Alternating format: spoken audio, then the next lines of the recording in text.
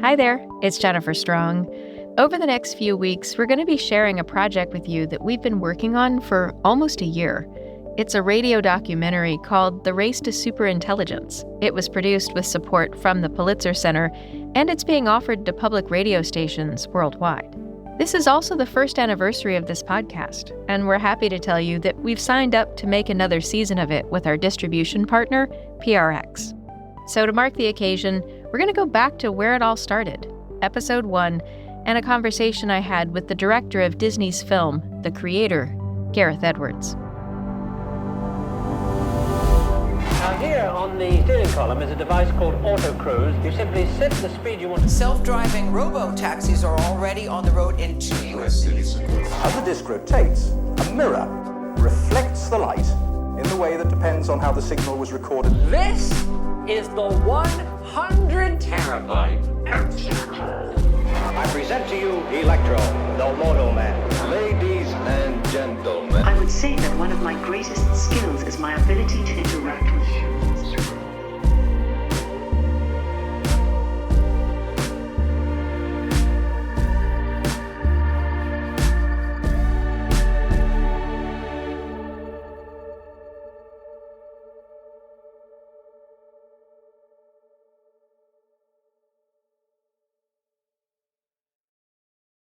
Decisions. Wait a minute. Are you still looking for cars on Carvana? Yeah, decisions. When I used Carvana, I found the exact car I was looking for in minutes. Bought it on the spot. Electric or full diesel? Decisions. Come on, you've been at it for weeks. Just buy it already. You're right. Crossover it is. Decisions decided. Whether you know exactly what you want or like to take your time, buy your car the convenient way with Carvana.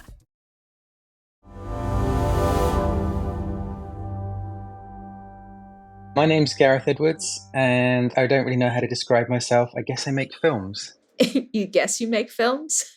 Yeah, I try to.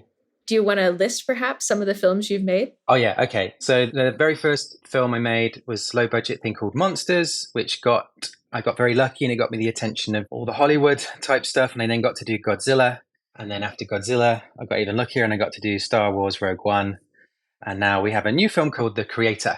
Tell us about The Creator. What is The Creator? Well, the actual word The Creator in the movie kind of has a double meaning. Essentially, the world is divided in two. Something terrible happened in the United States and they completely banned AI in the West. Like there's no products, nothing made with AI in it whatsoever. In Asia, they carried on. There was no such issue and they just carried on and it got to the point where it's nearly human-like level. And so there's this war going on between the East and the West where the West is basically trying to eradicate AI over there. And The Creator is kind of public enemy number one. They're like the Osama bin Laden of our film. They're the genius, sort of Robert Oppenheimer, that is making these big breakthroughs in AI. And it feels like if we can just take that person out and kill them, this war, everything sort of stops. But from the point of view of Asia, the Creator is like a god, like, you know, the Messiah. And so it's this thing is also where no one actually knows who the Creator is. It's no one knows where they are or who they are. And so that's kind of one of the big mysteries of the film. This is the most 2023 film that I can think of. I know. Well, when you write a sci-fi movie, you have to invent years. You know, someone asks you at some point, what year is this that we're setting it in? And I never like to say the year because you're always going to get it wrong. It's always way further away than whatever you say. Like when Kubrick did 2001, you know, we'd have moon bases and stuff. Like even he gets it wrong. And so I was like, I picked 2070 thinking I was being safe. And it's like, I should have picked 2023, I think. How did you come to be interested in AI? I mean, I've always been absolutely fascinated by science and I guess science fiction in terms of movies and books, etc. But as a kid, you've got this life ahead of you where you go, oh God, do I do this or do I do that? Like there's always different interests. And I would have had a very happy life, I think, in the sciences. Like I really loved that as a child, but I loved a little bit more. I loved films. And so I've always been interested in robots and AI just constantly, but not to any massive degree other than wanting to make a film about them at some point. And when I started this, I started writing it in 2018. And so AI back then was a little bit like on a par with doing a film about, I don't know, like flying cars or a moon base or something. It felt like I might see this in my lifetime, I might not. And and it was only when we were making the film that, I got sent texts. We were in the middle of the jungle. Like, we shot this movie in 8 different countries. We went to 80 different locations and traveled 10,000 miles and all that kind of thing. And we were in like the jungles of Thailand. And I was getting these texts off people who had discovered this story, and it was the Google whistleblower story. And there's no like cleverness on my behalf. Like, we just got really lucky. But one of the things is I started doing the story and using AI as like in a more fairy tale way, like using it as the other people, and the way that we always want to, we want to destroy the other, and they want to destroy us, and so it was an exploration of those kind of stories. And then the second you actually start to get into AI, and you get into those like really interesting philosophical questions about, are they alive? How would you know? Does it matter? What happens if you don't like what they want to do? Can you turn them off? All these sort of, and that just became what the film started to become about, that a lot more. And what's also interesting, I guess, is that in the early versions of the script, there was this constant note I kept getting off everybody, which was, but why would you ban AI? Like, it's apparently this amazing tool that's going to do all these like self-driving cars. Why would you ban it? And so I had to do a lot of work in the beginning of our movie to set up why you might not like AI. And it's so strange now watching the film, because it's like we're already there. When you walk in the cinema, like, you're already loaded with that concern. And, which is really good for the movie. But it's funny how things have changed so much in just like a few months, really. Yeah, no, we feel it. Anthony and I have been writing about AI since 2017. It's going to be boring, or it's never going to happen in our lifetime. It was this, like, there was no competition for that beat. Who's going to listen to something about that? And then fast forward a few years. What do you want us to know about the movie that you haven't said yet? It's not that I want people to know this, but I do find the thing that people always say to me after they've seen it that they didn't realize is that it's actually a very emotional film. When we first did, like, you do a director's cut at the, you get like, after about 10 weeks of editing, we had this version of the movie that we started to show people. And we have all these visual effects in the movie, Industrial Light and Magic, who do all the incredible Star Wars and Marvel stuff. I felt like they should probably watch the movie to get a handle on it, because it's going to be easier to have conversations about it. So I went up to San Francisco, and we had the big theater there. And it's all people a bit like me, like they've all grown up with Star Wars and stuff. And so they're all in their late 40s. Not everybody, but they seem, very much that sort of age range. And we hit play, and it ends, and the lights come on, and everyone turns around. They're all got bloodshot eyes, and you can tell they've been crying. And everyone was like, I was not expecting that. And it made me feel really good, because that was the goal. But I was sort of also surprised, like, really? You were going to go on a journey with a little kid, and they were all trying to kill them, and there's not going to be any feelings about this? Like, the film is sort of so many things. Like, I kind of threw everything at this movie. And one of them is this big emotional journey that you go through. And I think it's probably the strongest aspect of the film, as cool as it is to see explosions and spaceships and things. I felt if I couldn't get people to well up, or cry or whatever, then I'm probably not doing my job properly. I'm curious what types of tech you use to make the film. I mean, did you use AI to make this film about AI at all? Yeah, there's technically what we would politely call machine learning tools. I know that ILM had some proprietary stuff I think they've been working on where, back in the day, or I say back in the day, a few months ago, if you were making a movie, you had to wear one of those really embarrassing pajama suits with all the dots on it. And actors hate doing that. I hate shooting with that. And also, the way our movie worked is we didn't want to decide who was a robot and who was AI until we had edited the film. Wanted everybody, because the idea is that AI in our movie are very human-like, and behave and do things that humans do. And so we didn't want people to act like robots or act any differently to how they normally would. And so we stopped telling people if they were AI, and we just let them like play out the scenes as if, this was a contemporary film, not set in the future, just to get that very naturalistic performance. And that meant we didn't want to put dots on people, because if we did, then we would be stuck having to do the VFX. And so ILM kindly agreed to try this new technology where we didn't need any tracking markers. People didn't need to wear those crazy suits, and we didn't we just shot it more like a little bit like a documentary in a way, just to get that realism. So there's all sorts of things like that. Was probably the most use of AI that I can think of. So our show is about both trust and AI. Trust feels like a huge theme in this film. Can you talk a bit about that and how you developed throughout the piece? Yeah, trust is a big aspect of the movie. Were you thinking about it as an element within the film as you were working on it? Yeah, I think the main question of the film is, are they real? Like, is anyone really there? I mean, essentially, John David Washington plays this character where he can end the entire war, he can save humanity, all that kind of stuff. All he has to do is kill this kid. And it's a struggle because he lost family, that's why he's in the war. And it's like, if he does this, he is no better than them. And it's a bit like being able to stop World War II if you just killed Hitler when he was 5. It takes, like, the kind of person that can do that is kind of the person you're trying to kill. And so you shouldn't, I don't know. And so it's all these sort of things play out that are like difficult little moral dilemmas. And because it's AI, they never go away. Like the kid, we were very lucky. I hate films with kids in them.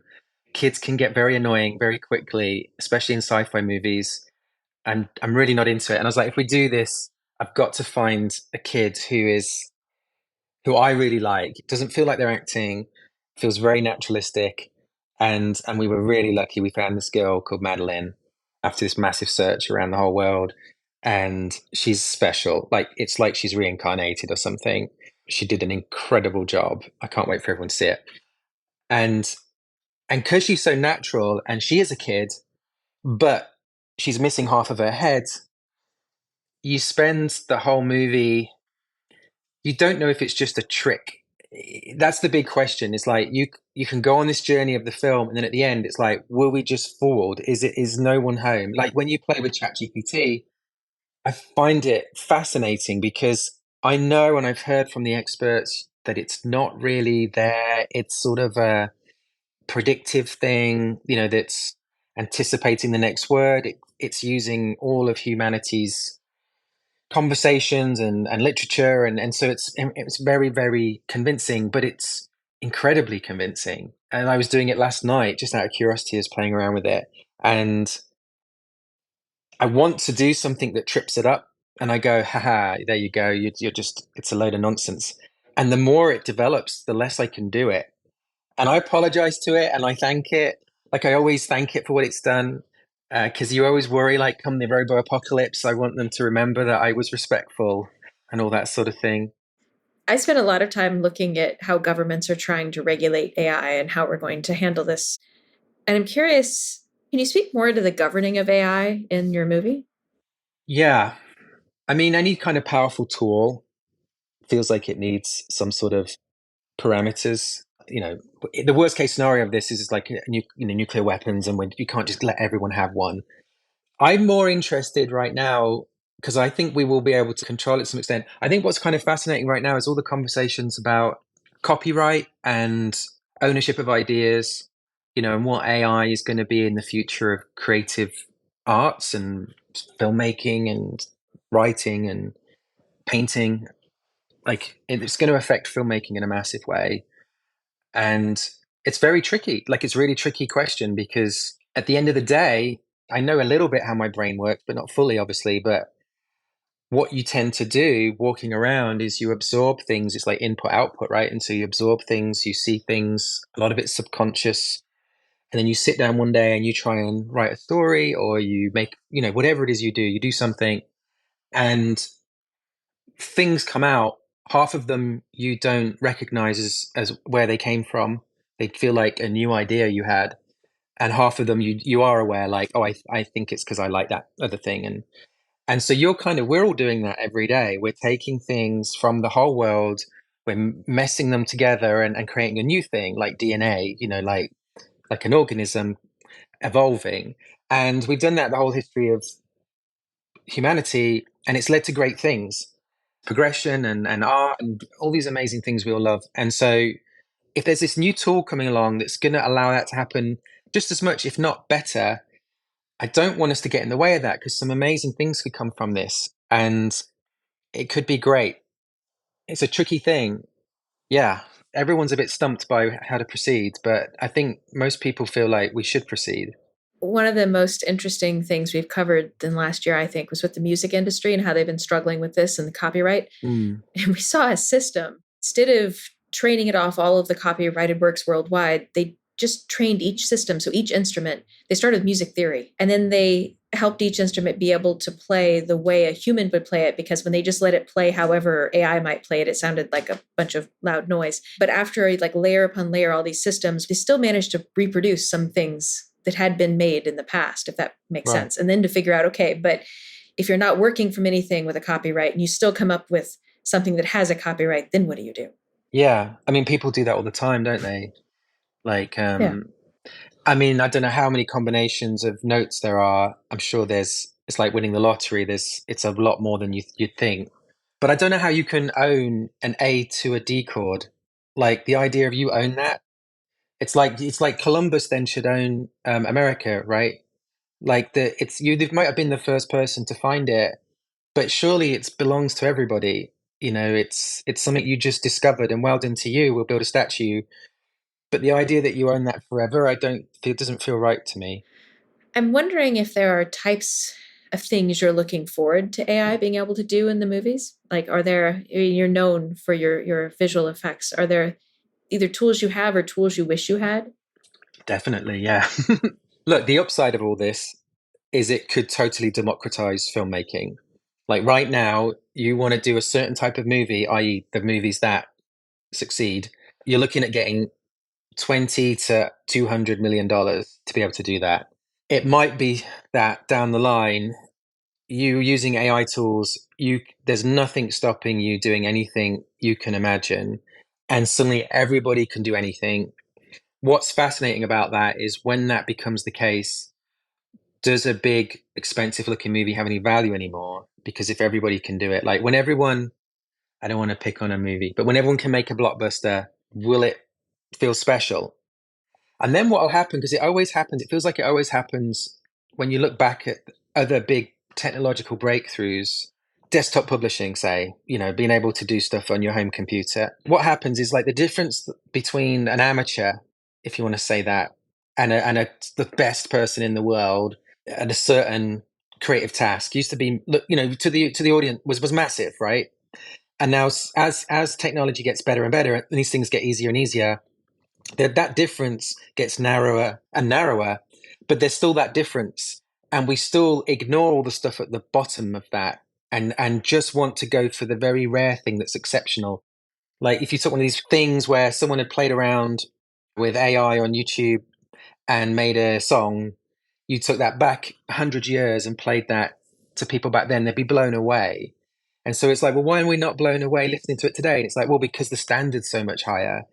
And so I think what will happen with AI is our standards will just get way higher, and stuff we don't really care about or ignore, have seen a million times, will just look amazing if we saw it today. But it won't be quite as amazing as the very rare, exceptional that are like the top tier artists. We always sort of join together and worship the very best of society. I think that's sort of inherent in us as a sort of tribal people. We'll be back right after this.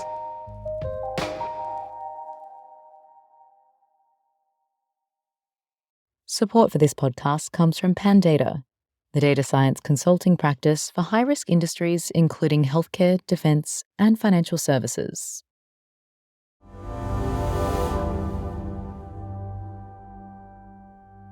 Well, I was born in 1975, so I was 2 when Star Wars came out. So I don't actually recall seeing Star Wars for the first time.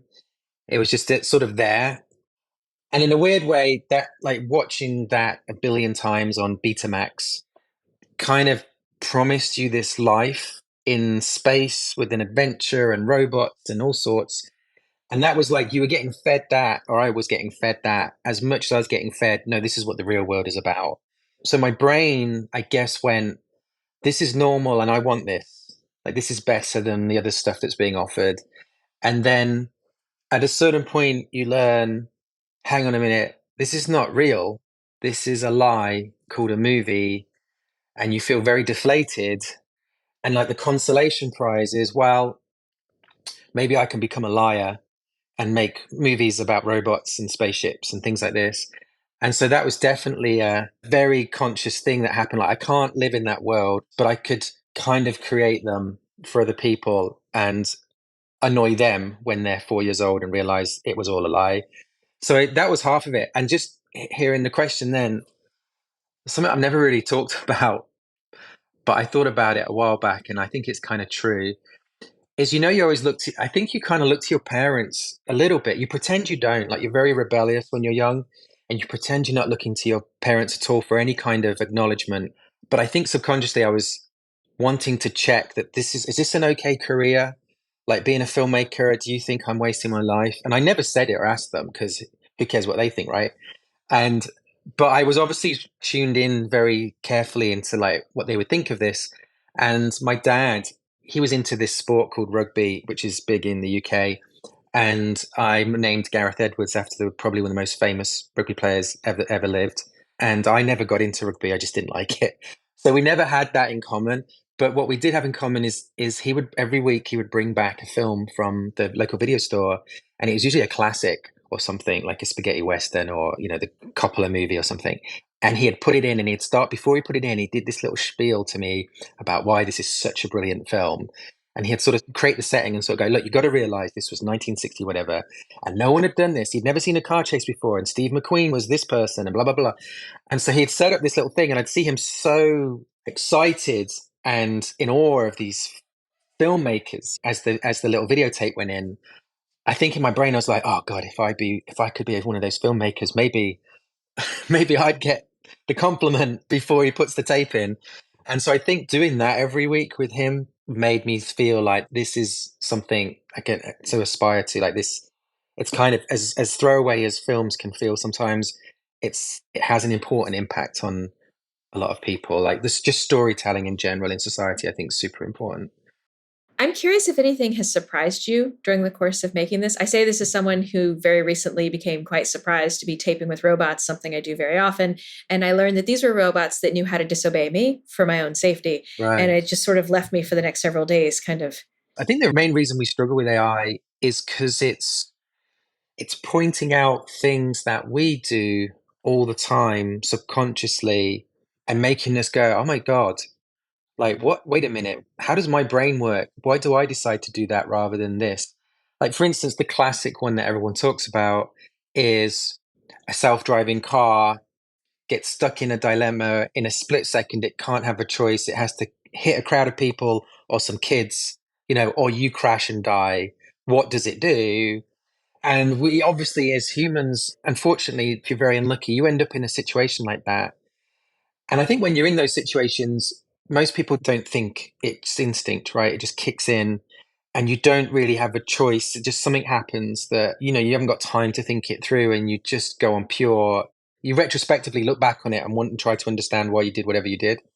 It's super fascinating because I love all these moral dilemmas. I love my favorite thing in life, like in terms of conversations, is when, those sort of annoying, would you rather do this or do that, And when you can get them perfectly balanced and it's like really tears you apart, where you're going, I don't know which one I would pick. In a way, that's what I try to do when I make a film is create a story where you say, I know you think you want this, and the character goes along, and then you bring in this other thing and you say, now what would you do? And you get that torn feeling like, oh God, what would you do? And I'm looking the entire time I'm making a film to just create as many of those as possible, like even in just the small moments in an action sequence or something. And so that pulls an audience in. Like that's when people talk about being invested in someone, I feel like that's what you it really means, is where you root for an outcome or you think you know what you should do, and then this curveball really puts you in a pickle. And so that, whether it be storytelling or these sort of conversations, I love that stuff. You know what I mean? Like, because it's really difficult to answer some of these questions. Like, and brilliant minds in the past have got it totally wrong. Like, I just looking at AI stuff, you know, and technological revolutions. And I remember reading that, I think it was Socrates hated the idea of writing books because he thought it'd make everyone stupid, because you could just look at a book, you wouldn't need to learn anything. And we listen to that now and go, that's so wrong, right? He was a genius. How could he have got that so wrong? And I think there's stuff we're saying right now about AI and how it should be banned, or, you know, whatever, that I think people listening to us in 100, 200 years are just going to roll their eyes at, like how absurd it sounded. I have a lot of faith that we'll ultimately find a way through it. I think about this in terms of electricity. When Manhattan first received electricity, it was Lower Manhattan that had it, and Middle and Upper that didn't. Lower Manhattan, you had a number of people. What if it comes through my water? What if it comes through my wall? What if it, electrocutes us on the sidewalk in the rain because it's underground in places? And Midtown was like, yeah, but what about us? Why don't we get electricity? Right. And so I think about that now and sort of this uneven time of puzzling these things out. There's a lot of analogies, like Photoshop was a big one for us. When John Knoll, him and his brother invented Photoshop, he came up with the idea for Rogue One. He works at Industrial Light and Magic. He's just a genius. I'm sure he got a lot of flack for inventing that for a while, but now everyone looks back on that like, no one would do anything without it. It's like the greatest tool for image manipulation. It's a tricky, let's say like an AI. At the moment, it feels like, and we actually, I did play around with, a long time ago now, play around with some AI music making a company. I was very intrigued by it, and I wanted to see if we could do the soundtrack for this movie with AI, just to see how good it was. And it was an absolutely fascinating journey. And what was happening, in the end, thankfully, I got my hero Hans Zimmer to do the music, so I was very lucky. But we were feeding the AI Hans Zimmer. I was feeding it all my favorite Hans Zimmer tracks and seeing what it could come up with, and it was pretty good. Like it wasn't bad. But what was happening is it was writing that track in apparently a few seconds, and it could write hundreds of them. And then it was more like the people were then combing through them all and listening to them all and curating it, basically, and trying to find the stuff that was good. Because what's really interesting is, and this might all change, but my understanding of things today and how it all is right now is, say with music, it grabs a whole load of samples, right? And just being honest about music, when you have all these albums, even your favorite bands, there are certain songs that are brilliant, and there's certain songs that are just like album fillers. They're 6 out of 10, 7 out of 10. And then there's some 10 out of 10 things on the album. But there's also, within songs, there might be a 10 out of 10 moment for just 5 seconds that gives you goosebumps, where the chords change or it does something, kicks in, and you just go, I love that moment. And you'll listen to this whole like 5 out of 10 song for this 10 out of 10 moment in the middle. And the AI, apparently right now, it has no way of knowing what's good and what's bad. Like, it really needs feedback, and it needs people to like train it to say, this is great, this is not great. And it might well be, the more carefully we can train that stuff, because at the moment we can just say, that track I like, that track I don't like. It doesn't explain what within that track you love or what makes you feel something and when. It just says you kind of tend to like that kind of track, you don't kind of like that. At some point, if we can get into like every time, like even on a chord change level, you have a dial, or it can sense you and it goes, oh, you really responded to that moment. You seem to really like it when the notes change 2 up and then they go 5 down, and it makes you feel something. I'm going to do that for you on this track. Like, maybe when it gets that sophisticated, it will become really, really strong. The upside is, like, right now, I think we're just dabbling, and all the stuff that's coming out is super interesting, kind of mind-blowing, but not the best music you've ever heard. It's either going to stay that way, so there's nothing to worry about, right? Because we'll always gravitate to the top stuff, or it becomes the top stuff. And here's the upside. If that's true, don't you want to hear the greatest music you've ever heard? Like, who cares where it came from? The fact it's not made by a person, why does that make it less beautiful? Like, I stand and look at a sunset in a valley, and like moved as much as anything you can ever experience in your life. It's not made by a person. It's just there and it affects me. It's like, why does a person have to make it for it to be emotionally effective? If it's truly brilliant, who cares? If it's mediocre, so what? You know what I mean? It's not gonna change anything. Like, we'll just ignore it. But we could be on the verge of the Beatles, Mozart times 10. And if I told you that, just go in that room, it's in there, just hit play, here's some headphones, who wouldn't want to hear it? Like, and you come out, everyone who comes out of that room is crying, going, that is just, I can't, oh my God, that is just the greatest thing. How do I get that? I really want to hear that again. That was amazing. I think we'll quickly get over this a person didn't make it thing. I don't know. Gareth Edwards is the director of the new Disney film, The Creator, in theaters Friday. The show is produced by me and Anthony Green with help from Emma Silikans. It's mixed by Garrett Lang with original music from him and Jacob Gorski. Thanks for listening. I'm Jennifer Strong.